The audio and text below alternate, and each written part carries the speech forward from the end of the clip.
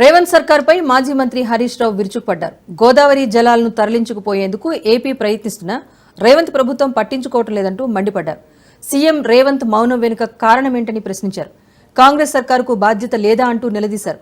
AP ప్రభుత్వం నీళ్లను తీసుకుపోతూ ఉంటే రేవంత్ సర్కార్ ఏం చేస్తోంది అంటూ ధ్వజమెత్తారు. నీళ్ల విషయంలో తెలంగాణ రాష్ట్రానికి తీవ్రమైనటువంటి అన్యాయం జరుగుతున్నా ఈ రాష్ట్ర ప్రభుత్వం నిమ్మకు నీరెత్తినట్లు వ్యవహరిస్తూ ఉంది. ఆంధ్రప్రదేశ్ ఏమో 200 టీఎంసీలు గోదావరి నీళ్లను పెన్నా బేసిన్కు తీసుకుపోవడానికి యుద్ధ ప్రాతిపదికన ఆగమేఘాల మీద ఆంధ్రప్రదేశ్ కదులుతుంటే ఈ రాష్ట్ర ప్రభుత్వంలో కనీస చలనం లేదు. ఏ అనుమతి లేకుండా గోదావరి బంకచెర్ల ప్రాజెక్టును ఇవాళ ఆంధ్రప్రదేశ్ ప్రభుత్వం తీసుకొని పోతా ఉంది. ఏం చేస్తుండ్రు ముఖ్యమంత్రి, ఏం చేస్తుండ్రు నీటిపారుదల శాఖ మంత్రి, ఏం చేస్తుండ్రు? కనీసం ఇవాళటి వరకు ఉత్తరం కూడా రాయలే వీళ్ళు. వాళ్ళేమో ప్రాజెక్టు రూపకల్పన అయిపోయింది, కేంద్ర ప్రభుత్వాన్ని డబ్బులు అడుగుతా ఉన్నారు, ఏడీబీ దగ్గరికి వెళ్ళి డబ్బులు తెచ్చుకునే ప్రయత్నం చేస్తున్నారు. మీరు కనీసం మీకు బాధ్యత లేదా? ముఖ్యమంత్రి స్వయంగా వెళ్ళి నిర్మలా సీతారామన్ గారిని కలిసి, కేంద్ర వాటర్ రిసోర్స్ మినిస్టర్ని కలిసి, ప్రధానమంత్రిని కలిసి ఈ ప్రాజెక్ట్ ఆపాలని చెప్పాల్సిన సోయి ముఖ్యమంత్రి గారికి లేదా అని నేను అడుగుతా ఉన్నా. ఈ ఒక ఆయనను అడ్వైజర్ పెట్టుకున్నారు, ఇంకా ఆదిత్యనాథ్ దాస్ గారు.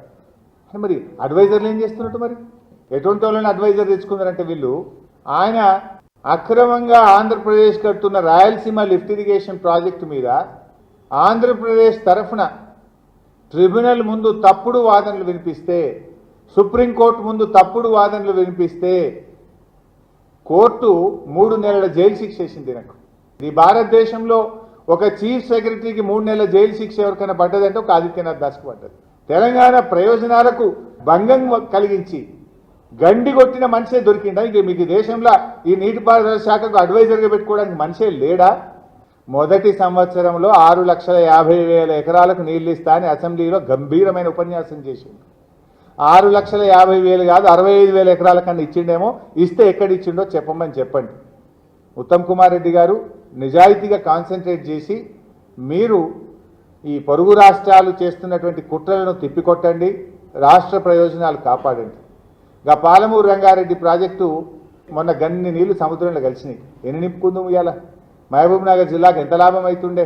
ఒక్క 3 నెలలు పనిచేస్తే ఇవాళ 3 రిజర్వాయర్లు నింపుకుంటే పాలమూరు జిల్లా ఎంత మేలు జరుగుతుండే. గా పని కూడా చేయకపోతుంది. మీరేమో కనీసం పట్టించుకుంటలేరు. ఒకరు దావోసు, ఇంకొకరు కర్ణాటకలు, ఇంకొకరు ఢిల్లీ యాత్రల్లో బిజీ ఉన్నారు. మీరు సరే, మీ యాత్రలు మీ ఇష్టం, కానీ రాష్ట్ర ప్రయోజనాలు మాకు ముఖ్యం.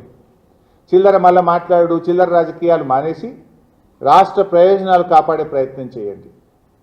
లేదు మీకు నిజాయితీ ఉంటే ఆల్ పార్టీ మీటింగ్ పిలవండి, వచ్చి మీకు ఇంకా విలువైన సూచనలు సలహాలు కూడా ఇస్తాం. మీకు ఏదైనా అర్థం కాకపోతే అడగండి, చెప్పడానికి కూడా మేము సిద్ధంగా ఉన్నాం.